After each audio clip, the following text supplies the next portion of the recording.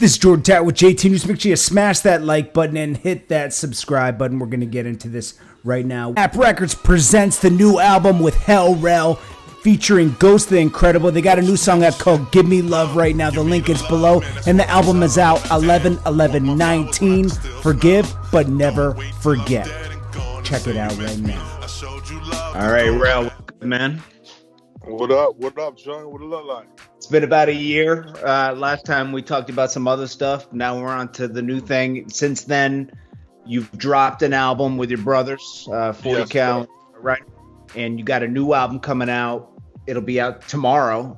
Called, what is it called? Forgive but Never Forgotten. No, forgive but don't forget. Forgive but don't forget. Yeah. And I heard a few tracks. You're doing it with Ghost the Incredible. This first album. No, right? He's featured on it. He's featured on it, but he's in it a lot. Like I saw him on a few tracks, right? It's only on 2 songs. Oh, 2 songs. Okay, those are the ones I got. Okay, so yeah. And they sound good. Yeah, he's on 2 songs. And the video's out right now called "Give Me Love." We'll put that below, and you're gonna see the ads running on that. So right. That'll be out. And then, how did this project come about? It's this guy's from Omaha, Nebraska. You guys linked up. How did that all happen? Did you guys come together? Pretty much through my boy Jeff Knapp. We met on the internet and stuff like that, and flew me out to Omaha, and we was kicking it, and we was pretty much working on other business besides music. So we was like, he pretty much had the artist Ghost the Incredible. Okay. And he let me hear a few songs with him, and he was like, "What you think about working with him?" And after I heard a few songs, it's not typically like the gangster shit that we used to, or whatever the case may be. He got his own sound. So I'm like, damn, Omaha, Nebraska. Never really no artist came from Nebraska that we could probably put our finger on, and he could probably be like the Nelly from Nebraska. You feel what I'm saying? He sounds like he has his own struggle story. Listen to his lyrics. He got his own struggle story. He got his own story. You know what I mean? He's pretty much, come from humble beginnings and shit like that. Like, he's not the typical white boy. He came from the bottom. You feel me? Yeah. So that's what kind of drew me to him. I'm like, damn, this ain't no privileged white boy who just want to rap. He really got struggles. He really got a story. He's really been in the streets. He still got street ties. So I was like, damn, I wouldn't mind working with him. So as far as the project that I'm putting out, I had some songs laying around, and I recorded some new ones along with Ghost. So I said, fuck it, let me just put this project out and feed the streets real quick. Absolutely. And make sure you guys go check that album out. Forgive but never forget. It's coming out. Forgive but never forget. It's a code I live by. And it's it's going to be everywhere tomorrow, right? Yeah, all streaming platforms. Yeah, make sure you do that. And make sure you go check out the video. There's not much more we can talk about this until you listen to it, because so basically make sure you check it out. And then we're going to get into a couple more things with Rell. Let's get to the first thing that a lot of people haven't heard you speak about, the Upstage. Oh, the Upstage. Nah, that was a dope project, man. That was a dope project. Pretty much Cam and Jim and Juelz was putting out the Diplomat album. And not you guys well, let's say this. Let's get right into the shits. You guys made it known right on No Reunions that, okay, all right, you guys are doing you, we're going to do us. We're not going to sit around and wait anymore. Nah, that was, definitely, JR called me with that kind of like that spirit, you know what I mean? Like, because not saying that they did reach out. I don't want the world to think that nobody reached out. Juelz called me. It was kind of last minute. Was Juelz the only one that reached out? Juelz reached out, but he reached out from like a group perspective. Yeah, like Cam and Jim told him, like, call Rell and JR, try to get them on the project. But at that particular time in my life, I was running around doing my own thing. So when they called me, it was kind of last minute. And I was like, damn, I'm kind of breaking my neck to be on this project. And it was like pretty much last minute, meaning he called me on the Thursday and they had to turn the album in on the Friday. I wasn't going to be able to make that. It's not like I had. So it wasn't considerate. It wasn't very considerate at that point with all the history. Yeah, no shade. No shade. No shade. But it's like, if you want me on the album, like, why y'all ain't call me when Y'all first when the shit first selling off. You know what I'm Give me a heads up. Give me a heads up at least. But I took it. I didn't take it personal. You know what I mean? So JR Ryder hit me like, yo, let's come out with our own album. Did he have a similar story? Did he have a similar story? Did he have a similar story to you, where they reached out last minute? Yeah, they called me and JR Ryder around the same time. And JR Ryder felt the same, like, whoa, buddy. Yeah, so it's like, why not give the people what they want, but just through a different channel? It's like the fans want to hear us on this album. They don't just want to hear us on one song. They've been hearing us on Diplomat albums. If I wasn't setting the album off, JR Ryder was setting the album off, or whatever the case may be. So we just figured that, let's put out our own album and let's put some of the other key elements, which was A Mafia and 40 Cal, that was kind of critical to the group. Let's put them on the project and feed the streets. Absolutely. Now I have a question. Right. How did you guys turn the album around so fast? Because it seems like you guys dropped within a week. It was close, right? Like it was. We knocked that album out within 3 to 4 days. I had like some records that I had by myself. JR had some records that he had by himself. So I pretty much jumped on some. He jumped on some of my records, and we recorded like pretty much 75% of the whole album in like 2-3 days. Is it so? And then you just turned it in. It was a wrap. Just turned it in. We got a bag for it. Don't, Of course, yeah. Got cashed out. Don't skip that. But Vidya cut the check. Looks like Vidya cut the check. Vidya cut the check, and definitely felt we got to it. Absolutely. Now, let's be honest, okay? Okay, so on here, it's kind of showing that you guys are kind of breaking off from Dipset in a way, right? Nah, I wouldn't say that at the least. It was just that, I guess. So you got to realize, Jim, Cam, and Juelz had a lot of their own internal issues they had to work out. Oh, yeah. I guess when they figured their situation out, they said, fuck it, let's just put some music out or whatever the case may be, now that they're on the same page. And me and JR Ryder we always stayed cool. We never had no issues through our whole career. We always was best friends. That was my little brother. So at the end of the day, we just said, fuck it, let's just put our own album out. Let's put our own project out and see what the streets think. Yeah, no, it was hot. I liked it. Appreciate it. What's your favorite track off that? Wow. I ain't gonna lie, I kind of listened to the whole joint through and through. We like that a lot. If I had to say a favorite track, I would say that. It's nice. Yeah, it's I would say that. Yeah. Now, I'll say from dealing with everybody separately, except for Camron, I never really had any dealings with Camron directly, indirectly. Everybody's had their quarrels, especially those three, Juelz, Jim, and Cam. So, I don't know how well they really get along, but it was good to see them come back together to do that album. We don't know how well they really get along. That's them. I mean, the public doesn't know. You know what I mean? Yeah. They don't know. But at the end of the day, Cam is the reason why I'm sitting here on this interview with you. So absolutely. So like I always go back to the core. You know what I mean? The core values is like what I would have. I gotta ask myself $1 million question. Would I would have ever had this lifestyle? Would I would have ever had a chance to be in this rap game if it wasn't for Cam? And I just go by those rules, man. Like a lot of things I probably didn't agree with over the years, or a lot of shit I probably got mad about. But sometimes you gotta chalk that shit up and say, hey, man, you wouldn't be in the car if it wasn't for the person who put you there. I gotta say, Camron, out of most of the rappers that sign, or even involve themselves with other rappers and co-sign them, he's one of the most unselfish, because I never saw him sign all you guys to his label. It was an affiliation, and he let you guys kind of eat on your own. Even though this is what I'm trying to explain to you. Yeah. I never got jerked, so it's not like he just wanted his money for the logo. That's it. Yeah. He just wanted his money for the logo. That's it. I never got stopped musically in a way to whereas I was on the shelf. Mm-hmm. I was contractually binded to where I couldn't go to another label and get some type of money. Right. So that in its own is one of the biggest pet peeves, is one of the biggest complaints from an artist to a CEO, correct? Yeah, I'm absolutely. on the show, I'm not getting the chance to shine, I can't eat, I can't tour. The first album, that was a Camron's deal through Koch.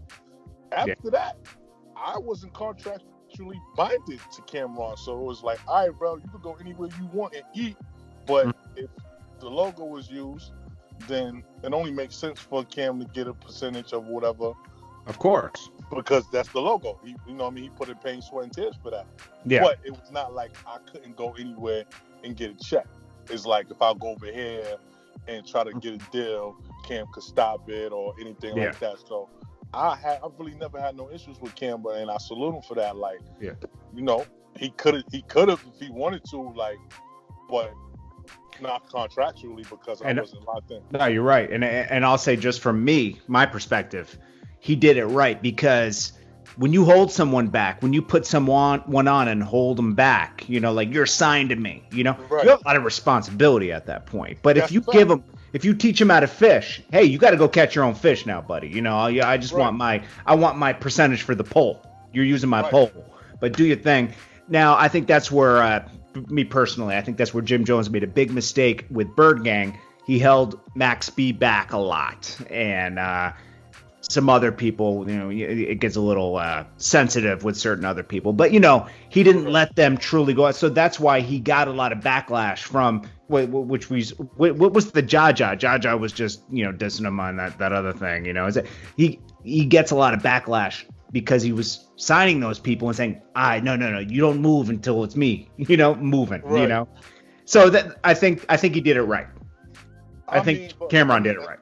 Yeah, now Camron did it right, but you know, you gotta understand, like, Jim career took off as an artist, so he was learning how to be an artist and a CEO at the same time. It's not like, but not everybody's meant to be a CEO.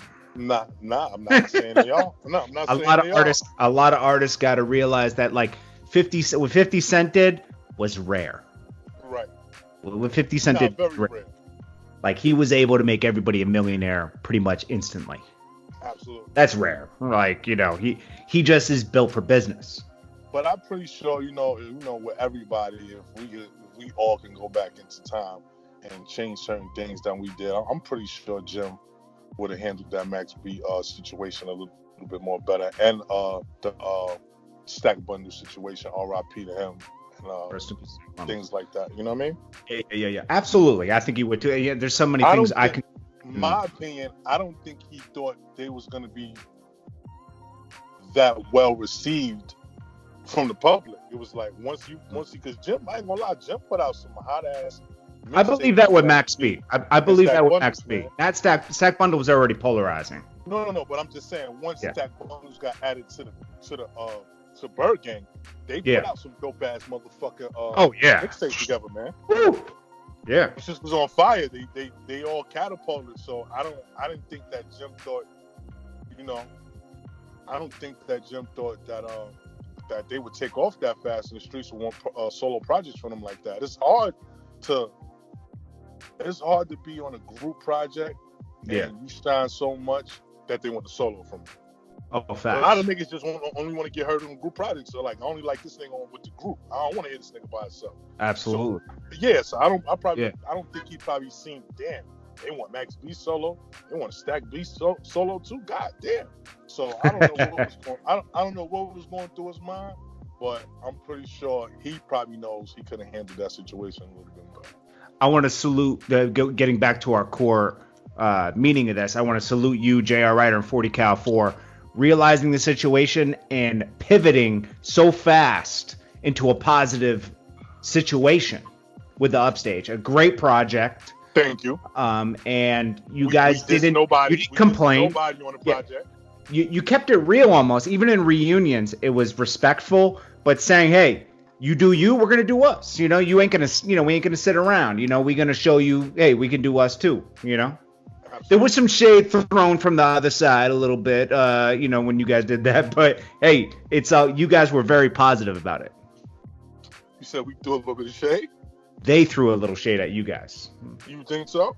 I saw some interviews that were like, oh yeah, it was like brushing the upstage off a little bit. It wasn't like, go get the upstage now. You know, that's like the better person would say that. Right. They're like, what? They were. It was almost like they didn't hear it. Like, what are you talking about? Like, I got you. That was a little shade. That's typical New York shade. That's always thrown from every New York artist. Man, we come from. Listen, man. You know how New York is. Yeah. It's shit. You gotta have tough skin. Man. It's Tigerland. You know, it's the land of the tigers. You know, you gotta have tough skin for a lot of that shit. I don't take none of that shit personally, Joe. Actually, it should make you smile because it shows that you're on the you know, like you did something. Absolutely. For you, yeah. Like you guys, like you made a dope project. You turned it. I bet you they were surprised how fast you guys turned around that project too. No, we dropped. No, I think they was probably surprised that we dropped on the same day. That's amazing, bro. That was me. I was on the phone with Rec actually talking about that. And I was like, this is dope. Like these guys turned this around quick. Like. I like it, and I like the name because it's charted like, too. It charted. Absolutely. It charted. It hit the chart. So you know, we was happy, financially and sonically. So you know, couldn't complain, man. You guys definitely made everything. Like you guys were a talk, just as much as they were that week. You know. Appreciate it. Let's get to some other business. We'll just get to some reactions here. First, before we get to the next subject, please let everybody know what the name of your album is coming out and when it's coming out. Oh, that's dropping your next album. You got this one coming out tomorrow. Don't forget, Forgive But Never Forget drops tomorrow on November 11th. That'll be everywhere. And then Rell has another project coming very shortly. Yes, that's called the Golden Triangle. Do you know what the Golden Triangle is? The only triangle I know is the Bermuda Triangle. Please tell me about the Golden Triangle. He said only the Bermuda. Now the Golden Triangle is where pretty much 70 to 80% of the heroin in America comes from. That's like Saigon, Vietnam, and another South American country. That's like the triangles. Like you look at it on the map. Yeah. Like within that triangle is where all the 80% of the heroin in the world comes from. So. Oh, nice. The project is dope. It's heroin. So I named it the Golden Triangle. You feel me? Okay. So, and then when do we expect that? I'm gonna drop that before Christmas. But I'm gonna definitely put out a mixtape, Digital Scale Part 2, before that, and then the Golden Triangle. Jeez, you're dropping a lot of music within 2 months. Listen, man. This is fourth quarter. I ain't been out all year. I know. I ain't been out all year. So when I drop. You know what I'm saying? And like, you know, I'm gonna give them some music. I'm gonna show niggas what I've been up to. I told you the plan, man. You got to drop every quarter. That's a fact. You got in a lot of videos. That's a fact. To keep up with this time to turn up, bro. New content, the way new content is king, man. When somebody told me that shit 2 years ago, I really didn't get it. But content, the way content is moving so fast on YouTube and the culture overall is like you're only good as your last project. It's not just about it being king. It's about like if you don't have any content, you're forgotten. That's a fact. That's what it really is now. Young niggas don't go to niggas catalogs nowadays. What you got now? What the nigga put out now? Exactly. And I came from a catalog era. You feel what I'm saying? Absolutely. If Jay-Z ain't put out an album this year, whatever the case may be, I lived off the catalog. Yeah. I know how to go. I know to go back and listen to Reasonable Doubt. I'll go back and listen to Blueprint or whatever the case may be until a new album dropped or whatever. So in this particular era, these young niggas ain't going to your catalog. These niggas ain't, only core fans do shit like that. Facts. No, you're right. But Russ, it worked for Russ. He had a lot of catalog, and people did a back catalog on him when he signed to Columbia, and he had that big song. But it depends, It depends. Everybody's different. He's an R&B rapper, It's different. But like I said, this is not a catalog era. Now I'm around these young niggas. I'm not moving like them, but I'm around them. I'm watching them, and the niggas from the age category from 18 to 24 sits in his living room, pulls up YouTube, and looks for the newest song that's out right now in this Absolutely. era. I would the like nigga does not go back and listen to anything that he grew up off on, anything that he was listening to high school or shit that he knew his uncles or his older brothers was listening to that caught his eye. And a lot of this culture, you gotta realize 90% of the rappers of this era just started rapping. A lot of these niggas wasn't rapping in high school and rapping. Well, I was rapping since I was 11, like Big Daddy Kane, Raw Bass, Coogee Rap, early Nas, Wu-Tang, shit like that. So it's like a lot of these young niggas just started rapping. So if you just started rapping, how much do you really love the culture? Yeah. No, you're right. You can't sit back and tell me I be running the young niggas some young niggas don't be knowing who I am. I don't take it to no offense because I know that this is something that you just started liking, nigga. It's been in my life. Hip hop is like a bitch to me, nigga. I've been fucking up for years now.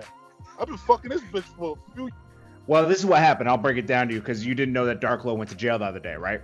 No, I didn't. He's probably one of the best rappers coming out of Philly right now, to me. Okay. And I like him. He's nice. You know, he's got real pain music, and he's very good at painting a picture, to me. You know, right. So, anyways, ARAB got sent away for, you know, distribution and stuff like that, and now they're trying to put, you know, murder on him right now. But Dark Low was in the, you know, he was supporting his homie going to court. There's a snitch. Okay? So, the snitch wants Dark Low removed from the courtroom. Whoa. Because he feels intimidated, right? Okay.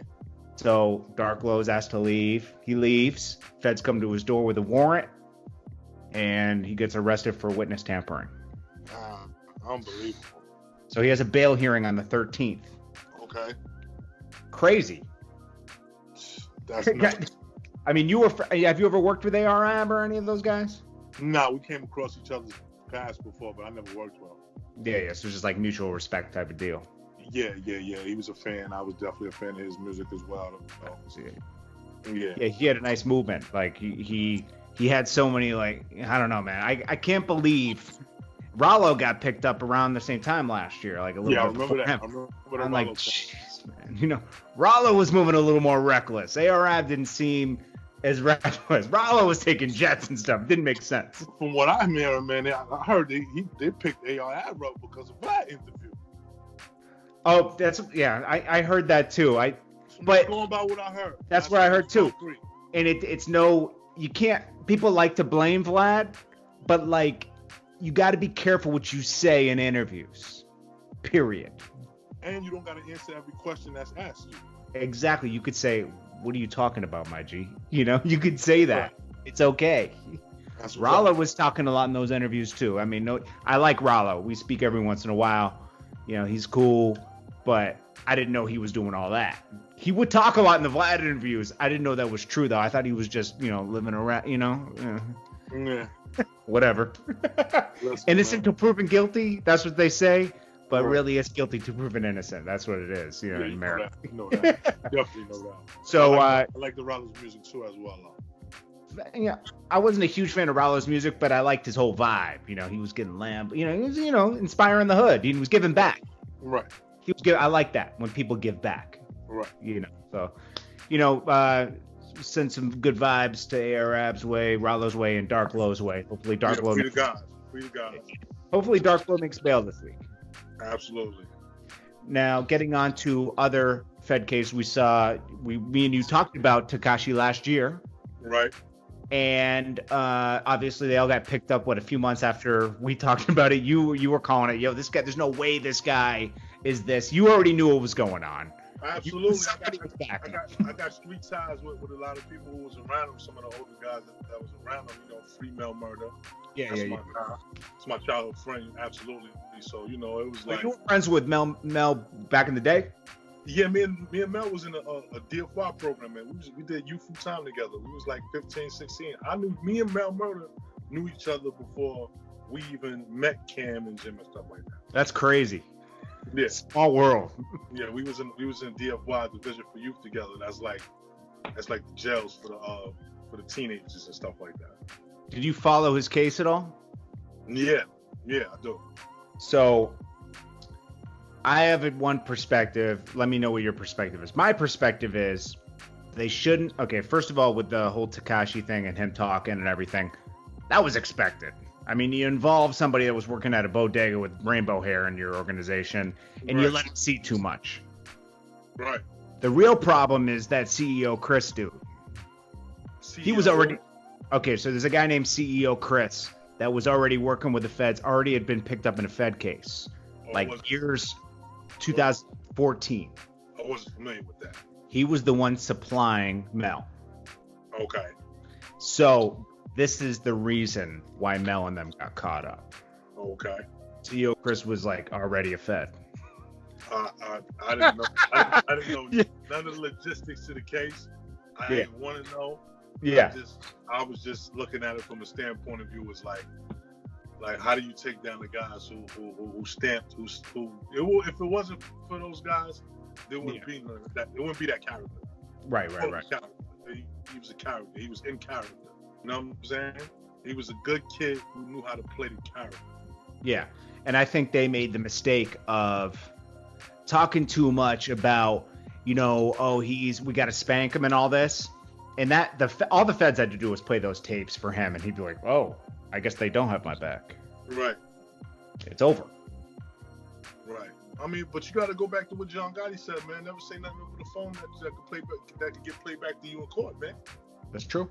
A lot of these guys is not aware that the federal government is listening in. So, you know how they got John Gotti, right? With those tapes.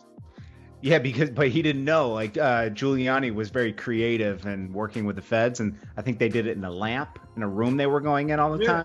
Yeah, they didn't talk on the phone; they talked in person, but still they bugged a lamp. Exactly. That's crazy. You got to be careful out here. Once I seen the Malcolm X movie with the bug in his lamp when he was in a room, I said, "Oh, nah, they on some different type of time. I ain't fucking with these guys." You almost got to whisper in people's ears, and even that could be dangerous. No, but listen, man. Sometimes you just gotta meet a nigga in a bar, son. You gotta go old school, man. Stay off the phone. Yo, where you at? Meet me here, and talk that shit in person, man. But that's what John Gotti and them were doing. But they found a way to bug the room they were. He was doing it he was doing it in his Raven Night social club. This is a club that he frequented. If you tell a nigga go meet you at a location where the feds you've never been there before, it's hard for the feds to get there. Bug that. Oh, you're saying change the location all the time? Yeah, you gotta move like you're being followed. A lot of niggas don't move like they're being followed. Yeah, I think there's enough evidence out here for everyone to know that it's not really worth doing crime. They always get you. I know, but we've lived, so we've seen enough stories now. When you're younger, you don't think like that, especially when it's like, but it's the amount of time they give these guys is crazy. And the snitch always walks. You gotta realize the temptation, though, man. The temptation is more. The temptation. We didn't have this temptation, JordanTower. Yeah. When we was young, we couldn't wake up and scroll down the screen and see a bunch of niggas with Audemars Piguets on and Rolexes on and niggas jumping out of Lamborghinis. And these are actual niggas that come from the same humble beginnings as us. The only people who had access to that shit was TV stars. Musicians, boxers. Now you can go on your Instagram and see the local scammer jumping out of a Bentley with $100,000 worth of jewelry on. Fact. So it's like, damn, why should this nigga live this lifestyle and I can't? That's true. That temptation is hard to fight. And every human being wants the quick way. They want to take the quick way. Right. Whether flipping houses, they watch HGTV and they think they can flip a house real quick. It doesn't work like that, guys, because when you go to sell that house, you got to pay a real estate agent 6% to sell the house. Absolutely. So you lost your profit. Absolutely. I just flipped the house and for myself, right? And you realize, okay, I got to live here for a while. Absolutely. Like, this isn't for an investment. This is just for your rent's going to be the same amount for 30 years. Right. You're going to pay the bank. The bank owns your house. Absolutely. I got a question for you with so, when Jim's name got brought up on those tapes, it seems like they were trying to implicate a lot of rappers, Casanova, Cardi B, and Jim. They got all these guys' names brought up somehow, and that guy Trippie Redd. They got them all brought up just, to tuck away in a file probably, Right. What did you think when Jim's name got brought up? What did you think when 50 Cent threw him under the bus? Excuse me, bro. You know Fifth, man. If anybody know Fifth, man, Fifth don't, it ain't no holds bar with Fifth, man. Like nobody's off. Nobody's. But why? Nobody's safe. But why do that to Jim? What's good? There has to be something deeper that happened between Jim Jones and 50 Cent. We don't know what it is, but something happened. Nah, man, that's friendly competition, man. Jim, you gotta realize when Cam was going through it with 50 Cent and all that, he actually brought Jim out on concerts, and he worked with Jim and stuff like that. They got they got their own relationship that we're not aware of. Put it like that. Well, I'll tell you this. I was at the video shoot. Remember that video shoot what Jim did in the church with juelz? Yeah, I remember you was there. I remember Jim and juelz going into a room when Camron did that thing with 50 Cent on the air. Yeah, decided right then and there, oh, nah, we going our own way. We ain't going, we can't. And I was like, I mean, witnessing that. I'm just telling you what I saw. Right, I wasn't aware of that. I mean, you witnessed it. I was like, there ain't no loyalty. And, I was like, that they had a problem. That's the dipset problem we talked about prior, what was going on. And then we saw, we all saw the basement where 50 brought out Jim Jones. Okay, so he's messing with 50. Something didn't work out there. I guess they had something, and I think 50. He holds those chips on his shoulder for a long time. Looks like from the. Realize it's like whatever comes across 50 desk, he's gonna speak on it. It's not like just can't say it like it's a dipset thing. I mean, he trolls ghosts. That's a character on this motherfucking show. It was like his level of trolling is different. He trolls his own show. That's his character, right? Ghost. Yeah. No. That's the character that he hated in the show. But you got to realize it's still a show at the end of the day. So it's like, how much do you really hate the character you get paid over? Exactly. Right or wrong? Facts. No. He understands. The guy doesn't even exist. He's a TV show character. Well, he understands the internet and the algorithm. Jim Jones was in the algorithm, unfortunately, at that time. No, I don't think he understood it at that time. You don't think that 50 Cent understands the algorithm? Yes, he understands algorithm. Yeah. So Jim Jones was in the algorithm right there because of the Tekashi case. Absolutely. He jumped on it. Absolutely. But he took a false story and publicized it where Jim Jones was working with the feds. And then I was like, yo, 50, you can't do things like this because you're actually like a credible person. People are going to believe this. There was tons of stories. Jim Jones was, for a fact, probably not. It was just he caught on a phone call with his friend. That's it. And for people that's listening, that shit can happen to anybody. Absolutely. I could call a nigga from the projects. He could tell me what's going on in the projects, and I could give my point of view on it from a street point of view, and not be knowing that his phone is tapped, and niggas is talking about how Ruger is a rat, and Ruger's talking about shit he don't need to be talking about. How the fuck I supposed to know the FBI got this nigga phone bar? Nobody can foresee that type of shit, because if they can, you wouldn't hear these conversations. I mean, for a fact, me and you could have been on conversations with people that got picked up later, and we wouldn't even know about it because it's not a public case like this one. I was on wiretap before. I was in niggas' cases. Yeah. But that was because, now I don't want this to sound crazy. I was in people's cases because I was in contact with them. Of course. They were being monitored. I will make phone calls. They will be around me, or whatever the case may be. Yeah. But the whole thing is what people got to realize is, if you didn't commit a crime with that person, it's not a crime to be around a criminal. Yeah, and talk on the phone with them. It's not a crime. It's not a crime. If that case, everybody would be in jail. A lot of niggas would be indicted. The guy at the corner bodega selling him a cigarella would be indicted. Right. It's like being on the phone with a criminal. If you're not partaking in any crimes with that person, you ain't got shit to worry about. I just been advised by that by just dealing with lawyers and just being around the federal, watching federal cases and shit like that over the years. So we could say Jim Jones's name was only brought up to make the case a little juicier. Yeah, I mean, didn't they say something about Cardi B being blood or some shit? Yeah. When they brought up the Cardi B thing, they brought up Casanova, and they brought up Trippie Redd because they were all blood affiliated, but that doesn't mean that they're out here committing crimes. They just are affiliated. See, and now one thing is, a lot of people don't pay attention to this shit. Why is it East Coast? Notice now, follow me on this. Why does East Coast gangbanging always get glorified?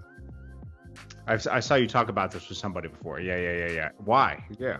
No, you gotta realize a lot of niggas in LA go to jail for crimes. It's never based around them being gangbangers. Right. Gangbanging is they could be a gangbanger their whole fucking life, but when the feds pick them up for their drug cases or their cases, they don't base the particular gangbanging affiliation around the case. Right. You feel me? You only see that shit with East Coast cases. Tell the truth. Why do you think? Because the feds,